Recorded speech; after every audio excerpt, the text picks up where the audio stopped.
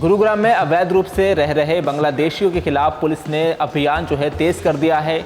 आपको बता दें कि कई टीमें गठित की गई है और अलग अलग इलाकों में चेकिंग की जा रही है और 3 बांग्लादेशियों को गिरफ्तार किया गया है। तो गुरुग्राम पुलिस द्वारा अवैध रूप से रह रहे बांग्लादेशियों के खिलाफ अभियान चलाकर गिरफ्तार करने की कार्रवाई की जा रही है।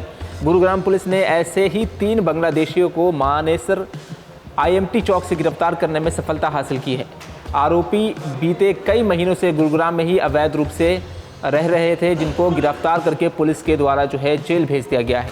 गुरुग्राम पुलिस की माने तो 2 युवती सहित 3 आरोपियों को गिरफ्तार किया गया है, जिनकी पहचान फातिमा उर्फ लोमिया, खदीजा उर्फ तनिशा और मोहम्मद हबीब सभी निवासी बांग्लादेश के रूप में हुई है।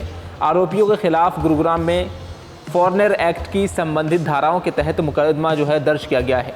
वहीं पुलिस पूछताछ में ये भी खुलासा हुआ है कि तीनों आरोपी भाई बहन हैं और आरोपियों में आरोपी फातिमा उर्फ लोमिया को लगभग 3 साल पहले एक अन्य बांग्लादेशी लड़की भारत में लेकर के आई थी और इसके बाद से इसने अपनी बहन खदीजा से संपर्क करके उसको भी भारत में बुलाया और इसके बाद खदीजा और मोहम्मद हबीब भी 3 से 4 महीने पहले भारत आए। अब पुलिस ने 3 बांग्लादेशियों को गिरफ्तार किया है क्योंकि ये अवैध रूप से गुरुग्राम में रह रहे थे।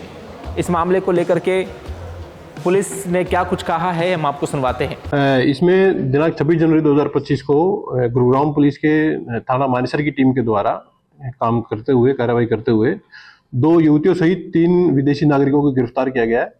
पूछताछ के दौरान पाया गया है कि यह तीनों के तीनों ही बांग्लादेशी नागरिक पाए गए हैं।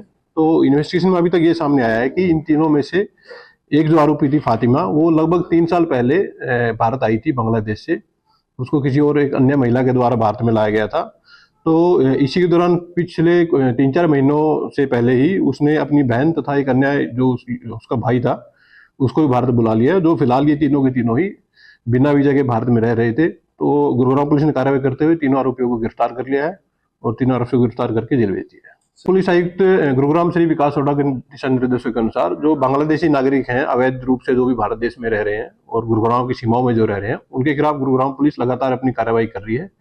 और इसी कार्रवाई के दौरान ही इन तीनों 2 युवतियों और एक जो युवक है, इन तीनों व्यक्तियों को गिरफ्तार किया गया है। और गिरफ्तारी उपरांत जो भी नियमानुसार कार्रवाई है गुरुग्राम पुलिस के द्वारा की गई है और तीनों आरोपियों को जेल भेज दिया गया। गुरुग्राम पुलिस लगातार इस विषय में अपनी कार्रवाई करती रहती है। तो समय समय पर जो भी व्यक्ति अगर किसी भी प्रकार के गलत कागजात बनाने में संलिप्त पाया जाता है तो उसको गिरफ्तार करके पुलिस अपनी कार्रवाई करती है। और यदि इस मामले में भी कुछ ऐसा पाया जाएगा जांच के दौरान, अगर किसी व्यक्ति के द्वारा कोई कागजात फर्जी तरीके से, गलत तरीके से तैयार किए गए हैं, तो उसके खिलाफ भी पुलिस अपनी कार्रवाई जारी रखेगी। सर, इस बारे में कोई जानकारी कि कितने अभी तक बांग्लादेशी को पकड़ा गया है? देखिए, समय समय पर पुलिस अपने सर्च अभियान चलाती रहती है और जो भी व्यक्ति किसी भी आपराधिक गतिविधि में या कोई भी व्यक्ति, कोई विदेशी नागरिक बिना वैध कागजात के अगर भारत में रहना पाया जाता है, गुरुग्राम की सीमाओं के अंदर रहना पाया जाता है, तो गुरुग्राम पुलिस उसके खिलाफ कार्रवाई करके नियमानुसार कार्रवाई जारी रखती है। Thank you. इसमें पुलिस जो है वो लगातार विजिल रख रही है एंड कार्रवाई भी इस तरह से जो इलीगल कोई पाए जाते हैं, इलीगल एक्टिविटी पाई जाती है, उसके अगेंस्ट लगातार कार्रवाई हो रही है। आधार की भी अभी एक विस्तृत रिव्यू मीटिंग हमारे एडमिनिस्ट्रेटिव लेवल पे की गई थी एंड इसमें भी जो नए कार्ड बनाने के जो यूनिट हैं वो भी हमने लिमिटेड ही रखे हुए हैं। कोई उसमें अमेंडमेंट कराना चाहता है, बायोमेट्रिक अपडेट कराना चाहता है, बाकी सारी चीज़ें तो जो उसका नंबर ज़्यादा है जो किट्स इस तरह से हमने दी गई हैं।